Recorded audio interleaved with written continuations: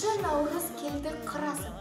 Қыз келіншек нәзік жандар мейрамы көктемнің шапағатын тыршашып.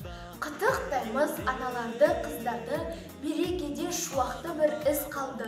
Болсын әркез көтеріңкі көңілдер, нұрын шашсын мерекелі өмірлер. Дүниеде ең кемеңгер дананы табады, аялайды, бағады. Сол үшін де құдіретіне бас иіп, құрметтей қасиетті ана.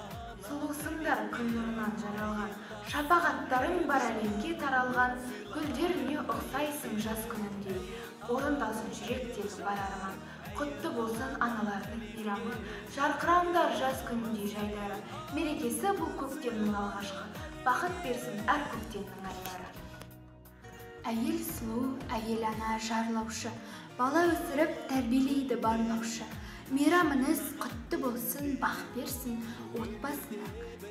Жайын ойлап қамдаушы, әйел сұлу, әйел ана жалғаушы, арманымен алым шарлап самғаушы, қанаттарың ешқашанда талмасын, көркемдіктің көрмесіндей таңдаушы.